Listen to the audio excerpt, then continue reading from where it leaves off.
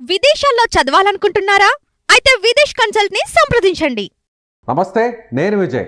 Betting యాప్లను promote చేస్తున్న, betting యాప్లకు సంబంధించి ప్రచారం నిర్వహిస్తున్న వారందరి మీద ఇప్పుడు తెలంగాణ పోలీసులు ఉక్కుపాదం మోపుతున్నారు. ముఖ్యంగా ఇన్ఫ్లుయెన్సర్స్, అలాగే యూట్యూబర్స్, సెలబ్రిటీస్ వీళ్ళందరూ కూడా దాదాపుగా ఇప్పటివరకు సోషల్ మీడియాలో బెట్టింగ్ యాప్లను పలు వేదికలపై వీరందరూ కూడా ప్రమోట్ చేస్తున్నటువంటి విషయం తెలిసింది. అయితే ఇప్పుడు వీరందరి మీద కేసులు నమోదు చేస్తున్నారు. ముఖ్యంగా 11 మంది మీద ఇప్పటికే తెలంగాణ పోలీసులు కేసులు నమోదు చేశారు. వీరిలో వైసీపీ అధికార ప్రతినిధి నటి శ్యామల మీద కూడా కేసు నమోదైంది.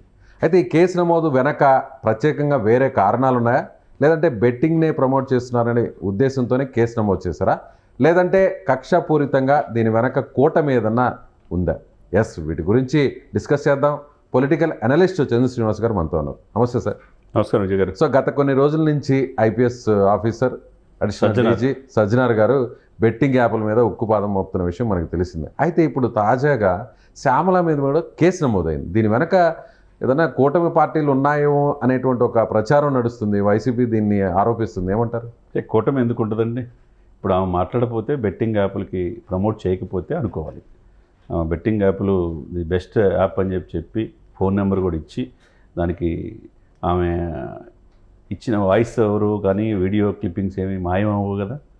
ఇవన్నీ కూడా ఏంటంటే ఇప్పుడు మనం సమాజంలో అధికార ప్రతినిధులుగా వైసీపీ ఆలోచనలు చెప్పే ముందు మీరు చిరంజీవి గారు లాంటి వాళ్ళని, పవన్ కళ్యాణ్ గారిని, చంద్రబాబు గారిని, లోకేష్ గారిని విమర్శించేటప్పుడు మీరేంటి అనేది ఒకసారి ఆత్మపరిశీలన చేసుకోవాలి. ఇప్పుడు నీట్గా సాంప్రదాయం గల శారీ కట్టుకొని చక్కగా బొట్టు పెట్టుకొని నాకు అంతా తెలుసు అన్న మాటలతో మాట్లాడుతున్నారు కదా. మరి అదే పలు సీరియల్లో మీరు నటించారు కదా, 1-2 సినిమాల్లో కూడా నటించారు కదా. మరి బెట్టింగ్ యాప్ల వల్ల సమాజంలో అన్యాయంగా పేదవాళ్ళు, రైతులు, మధ్యతరగతి వాళ్ళు ఏదో డబ్బులు వచ్చిన ఆశతో మిమ్మల్ని నిజమే అనుకొని మీ మాటలు విని ఈ రోజున ఊరేసుకొని చచ్చిపోతున్నారు కదా, మందు దాగి చనిపోతున్నారు కదా. వాళ్ళు వందలాది మంది చనిపోతుంటే ఎవరు కారణం? మీరేమన్నా రాజ్యాంగేతర శక్తులా? లేకపోతే మీరు ఇన్ఫ్లుయెన్సర్స్ అంటే ఏంటి? సమాజాన్ని ఏ విధంగా ప్రేరేపిస్తారు? ఒక మంచి పనికి మీ మార్గంలో నడిచేట్టు ప్రయత్నం చేయండి. ఒక రక్తం అందక చనిపోతుంటే వాళ్ళకి రక్తం అందించండి, లేకపోతే కంటి చూపు లేకపోతే చేయండి. వయోవృద్ధులు, పిల్లలు వదిలేసే తల్లిదండ్రులు కాపాడండి. ఈ బేసిక్ నీడ్స్ సమాజంలో చైతన్యం తీసుకొచ్చే ప్రయత్నం చేయాలి. అవి చేయకపోగా మీరేదో బెట్టింగ్కి మీరే రథసాధులాగా కోట్ల రూపాయలు మీరు సంపాదించి వెనకేసుకుంటున్నారు. మీ బిడ్డలు, మీ భర్తలు, మీ ఫ్యామిలీ హ్యాపీగా ఉంటున్నారు. అన్యాయంగా మీ మాటలని ఎవరు పోతున్నారు? అమాయకులైనటువంటి 2 రాష్ట్రాల్లో వందలాది మంది చనిపోతూ ఉంటే మీ మాటను నమ్మి ఎవరు ఆశ? ప్రతి మనిషికి ఆశ ఉంటుందండి. రూపాయి పెడితే 2 రూపాయలు వస్తున్న ఆశ ఉంటుంది. మీరు ఆశకి కావటానికి కారణం ఎవరు? మీరు ఒక రకంగా వాళ్ళు ఇప్పుడు ఇండియన్ పీనల్ కోడ్ ప్రకారం 300, 302 ఉంటుంది. హత్యా ప్రయత్నం చేయకపోయినా culpable homicide not amount the murder అంటారు. నువ్వు దాంట్లో లేకపోయినా దానికి ప్రేరేపించడానికి కారణమైన వ్యక్తులు మీరు కూడా ఉంటారు. మీరు కాబట్టి తప్పదు కదా. ఇప్పుడు మమ్మల్ని ఎవరైనా చేయలేరు, యాప్లు మేము చేయకపోయినా ఇంకొకరు చేస్తారన్నట్టు మీరు మాట్లాడి మీరు ఈ విధంగా ప్రచారం చేసి ఆ యాప్ల్ని ఇష్టం వచ్చినట్టుగా ప్రజల్లోకి తీసుకెళ్తే ఉభయ తెలుగు రాష్ట్రాల ప్రజలు అమాయకులు బలైపోతున్నారు కదా. ఇప్పటికైనా ఇన్నాళ్ళకి సజ్జనార్ గారు ముందుకు రావటం, ఇటువంటి వాళ్ళు ఎవరున్నా కానీ ఆయన ఆర్టీసీ అయినా ఆయన ఒక ఐపీఎస్ ఆఫీసర్గా దీని మీద ఇది అవుతున్నాడు. దీన్ని బట్టి పంజాగుట్ట పోలీస్ స్టేషన్లో కంప్లైంట్ ఇవ్వటం, వెంటనే వీళ్ళందరి మీద 11 మంది మీద కేసు నమోదు చేయటం, ఈ చొరవని ఆంధ్రప్రదేశ్లో కూడా తీసుకోవాలా. ఇటువంటి వాళ్ళు ఎవరైతే ఉన్నారో ఏపీలో అయినా ఎక్కడైనా తెలుగు రాష్ట్రాలే కదా. కాబట్టి అనవసరంగా వీళ్ళు ఏంటంటే సీరియల్లో, సినిమాలో చూస్తే పిచ్చి ప్రేమతో కొంతమంది ఏది కూడా ఎక్కువగా ప్రేమించకూడదు సార్. ఎవరిని ఏది ఎంతవరకు చెప్తున్నారు? వీళ్ళు ఏంటి ఎంతవరకు? నీ కుటుంబం, నీ భార్య, నీ పిల్లలు చూసుకోవాలి. కానీ విపరీతంగా వీళ్ళు ఇన్ఫ్లుయెన్సర్ అని సోషల్ ఇన్ఫ్లుయెన్స్, మా 1 కోటి మంది ఉన్నారు, 1.5 కోటి మంది ఉన్నారు, మేము ఏం చెప్పినా ఈ సమాజం వింటది అనే ఉద్దేశంతో వాళ్ళు అరెస్ట్ కాకుండా తప్పించుకొని దేశ విదేశాలు పారిపోతున్నారు. ఇప్పుడు మమ్మల్ని ఎవరైనా చేయలేని ఇదిలో సోషల్ మీడియాలో, యూట్యూబర్లలో ఇట్లా పెట్టుకొని ఇష్టం వచ్చినట్టు వాళ్ళు అశ్లీలంగా నటిస్తా వీళ్ళు నమ్మొచ్చు, మనం రూపాయి పెట్టుబడి పెడితే రూపాయి వస్తుందని ఆశతోనే కదా. ఇప్పుడు ఆశలు అడియాశలు అయిపోయి మనుషులే చనిపోతూ ఉంటే ఎక్కడో చోట ప్రభుత్వాలు చర్యలు తీసుకోవాలి కదా. ఇప్పుడు వీళ్ళన్నింటిలో వాళ్ళందరికీ పోయి తప్పదు, ఈ రోజైనా రేపైనా డెఫినెట్గా ఇంకొకళ్ళు బెట్టింగ్ యాప్లకి ప్రమోట్ చేయాలంటే భయపడే పరిస్థితి, చట్టాలు కఠినంగా ఉండాలి. ఇది రేవంత్ రెడ్డి గారు ఆ విషయంలో చొరవ తీసుకోవాలి. ఎట్లయితే ఇప్పుడు డ్రగ్స్కి ఎరాడికేట్ చేయటం, గంజా ఎరాడికేట్ చేయడంలో ముందున్నారు రేవంత్ రెడ్డి గారు, అదే సమయంలో ఏపీలో కూడా ఇదే విధంగా అదే బాటలో ముందుకెళ్లాల్సిన అవసరం ఉన్నది. ఇవన్నీ ఒక ఎత్తు అయితే మీరు చెప్పినట్టు ఆవిడే శ్యామల వంతు ఇప్పుడు వచ్చినట్టుంది. మరి దెయ్యాలు వేదాలు వల్లించినట్టు మీరు విమర్శించి చిరంజీవి గారిని, పవన్ కళ్యాణ్ గారిని విమర్శిస్తున్నారు. పిఠాపురంలో తిష్ట వేసి అక్కడ ఆమె ప్రచారం తిష్ట వేసి అసలు ఎట్టి పరిస్థితిలో పవన్ కళ్యాణ్ గారిని ఓడించకపోతే నా పేరు శ్యామల కాదండి. మరి మరి శ్యామలారెడ్డి అని కొంతమంది అంటారు, శ్యామల గారు అంటారు, సరే ఏదేమైనా వాటెవర్. మీరు ఏదైనా కానీ మీరు మాట్లాడేటప్పుడు మీ మాట, మీ భాష, మీ ఉచ్చారణ ఇతరుల మనోబలం దెబ్బతినే విధంగా ఉందో లేదు చూడాలి. మీ లైనప్లో నెలకు 3.5 లక్షల శాలరీ ఏదో వైసీపీ పార్టీ ఇస్తుంది, మీరు సిద్ధం అని చెప్పి బ్యాడ్జీ పెట్టుకొని మీరు వెళ్తున్నారు ప్రచారానికి, తప్పులేదు. అధికార ప్రతినిధి మీ డ్యూటీ, మీ తప్పులేదు, మీరు ఇచ్చారు కాబట్టి మాట్లాడి తప్పు. సమాజంలో ఇటువంటి బెట్టింగ్ యాప్లు ప్రమోట్ చేసి సమాజంలో కొన్ని వందల మంది చనిపోవడానికి కారణమైన మీరు ఇప్పుడు నైతిక బాధ్యత వహించి ఇప్పుడు అరెస్ట్ చేస్తున్నారు కదా, తప్పదు కదా, మీరు జైలుకి వెళ్ళాల్సిన పరిస్థితి వస్తుంది. ఈ పరిస్థితి ఎందుకు వస్తుంది? సమాజంలో మీరు చెప్పేటప్పుడు సమాజాన్ని ప్రభావితం చేసే పనులు చేయండి. మిమ్మల్ని చూసి రోల్ మోడల్గా అయ్యే అభిమానులు సంపాదించుకొని తప్పితే అన్యాయంగా మేము మాటిని చనిపోయే పరిస్థితులు, డబ్బులు పోగొట్టుకొని కుటుంబాలు సైతం ఆత్మహత్యలు చేసుకునే పరిస్థితి వస్తుందంటే మనం ఏ సమాజంలో ఉన్నాం సార్? అంటే ఇప్పుడు ఆమెకు ఒక పదవిని కూడా కట్టబెట్టారు. రీసెంట్గా ఆమె ఎన్నికల టైంలో పిఠాపురంలో ఆయన చేసినటువంటి కామెంట్స్ కావచ్చు, మీరు అన్నట్టుగా సో ప్రచారం కావచ్చు, వైసీపీకి సంబంధించి ఇవన్నీ కూడా చూస్తే ఎన్నికల తర్వాత ఆమెకు ఏకంగా అధికార ప్రతినిధి పదవినే కట్టబెట్టారు.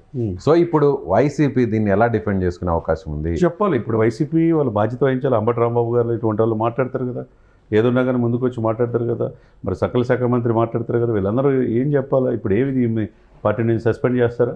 చర్యలు తీసుకోవాలా? ఇప్పుడు వీ స్టాండ్ ఫర్ పోసాని అని చెప్పి అన్నాళ్ళు ఈమె చర్యలు తీసుకుంటారని నేనేం అనుకోవట్లా.